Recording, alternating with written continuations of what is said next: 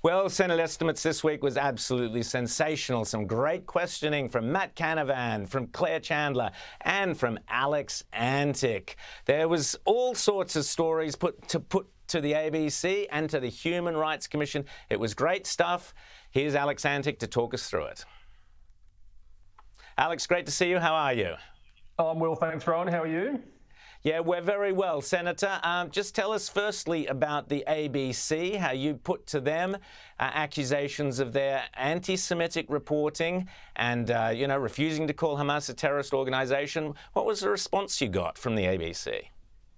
Well, it won't surprise you to learn that it was a denial, but it was an interesting sort of day. I think when the ABC comes into Environment and Communications Committee, it's always interesting. But in this instance, there were a couple of key things, I think, that came from the coverage of the clashes in Israel. And I put it to the Managing Director that what we were getting through their outlets was a bias against Israel.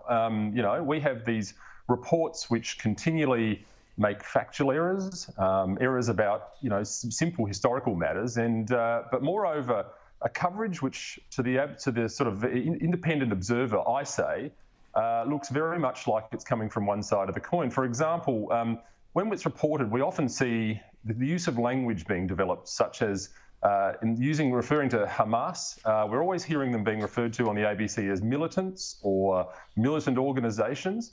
Now, I put it to them that the Australian government's position quite clearly, the US government's position quite clearly, is that this is a prescribed terror organisation. And why is it that the ABC refuses to use that language?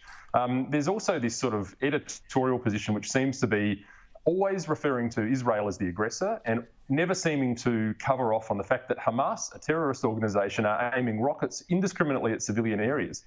So I said, look, what is the position here, and how is it that this can be read as anything other than an anti-Israel bias? That, of course, was rejected, and we move on, as is the way in Senate estimates. But it is a very interesting little dynamic, and I think it's one that requires further digging around, or certainly put some of those questions on notice. Absolutely. Rita? Why can't we do something about this? Because I am so sick. I'm thoroughly sick of hearing government MPs, ministers complain about the ABC, complain about the systematic bias there. You lot are in government. Do something about it. At what point are we going to actually do something rather than just complain to them and watch them dismiss those complaints? Well, it's a great question, Rita. And in actual fact, I wrote something for the Menzies Research Centre not that long ago about this very topic. It seems almost like for the coalition backbencher like myself, there is 2 hours per year where you get an opportunity to sort of, explore these issues. And then the ABC sort of retreats back to its corner and nothing changes. Well, I think you're quite right about that. We have had 3 terms to sort this out. And look, from where I sit, I think the starting point is a proper review of the ABC. We haven't really had a proper, and excuse me, I'm going to slap myself for using this language, deep dive into into the ABC since about 1983 with the Dix report. Now that we've come a long way. That was the year of the America's Cup. In those days, the internet wasn't a thing, and so there have been others along the way. But I think we need to get back to that. And in addition to that, one of the questions I also put to the Managing Director was, what does he think about an ombudsman? Every other public body seems to have an ombudsman, the telecommunications ombudsman, a place where people can properly and accountably take their complaints and they get acted on. As a very simple measure, I think that's something that should be a no-brainer personally, because the complaint system seems to just roll through and nothing ever happens. I completely agree. But, you ask 10 different people, you'll get 10 different answers. So that's my 2 cents for what it's worth. James. Senator, it's not just the ABC where the left has completed their long march through the institutions, of course. We also saw that the Australian Human Rights Commission came under some questioning. I don't know, do we have a grab of you talking to them about this? No, but Alex, carry on. Let me ask you, though. Tell me about what happened when you were talking to because I saw it, and just tell us, about what you found out about the attitude of these people to whether or not Australia is a systemically racist country.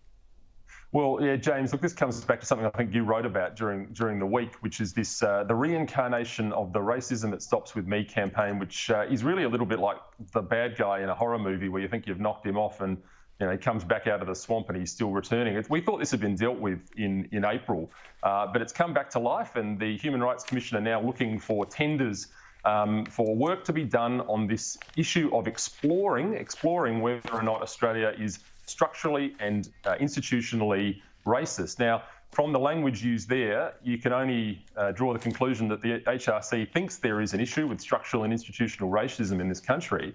And so I put that question to them, is it the case that the Human Rights Commission thinks Australia is? And if so, which institutions does the HRC say are structurally and institutionally racist? And look, I don't know. I mean, I couldn't quite make heads or tails, but it didn't seem to be an answer. It's extraordinary, really, this issue of trying to almost drum up the suggestion in the Australian psyche that, we're going to go out and we're going to use the AFL and tell people they are, when we know, you and I all know, that Australia is not a racist country. So I don't think we've got any answers on that. But once again, we'll put those on notice. We'll put them in writing and see what we can find out, because, to the casual observer, I think you would say the Human Rights Commission's telling me we've got a problem. But Alex, this was a critical point, because what was really important is you kept asking the question. As I said, Matt Canavan, Claire Chandler also asked great questions, but you kept asking the point, please show us where the systemic and structural racism occurs.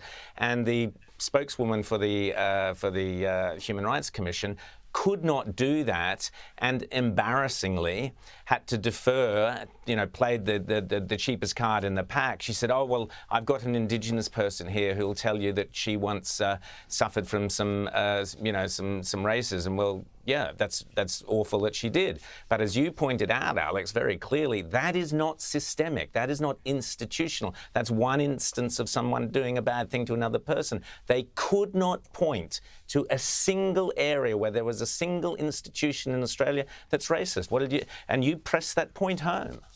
Well, that's right. Look, I think that is the ultimate arbiter of this is, where's the evidence? We're sort of seeing this language being bandied around, structural and institutionally racist. They use another one, I think, interpersonal racism. And frankly, I don't know what any of those terms mean, to be absolutely honest. But that's why we need evidence, So we put that to the people there and said, well, look, if we are talking about this, where is it? Where is the evidence of it? And you're quite right. We can all pick out individual instances of terrible things that happen to people, and it goes without saying we all deplore that.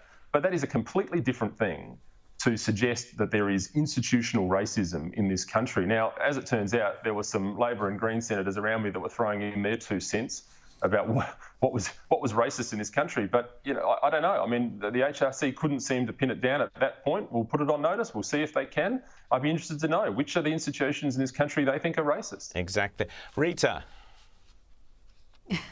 Well, the Australian Human Rights Commission was also asked whether they were promoting Marxist theory by pushing critical race theory in their advertising and in what their agenda.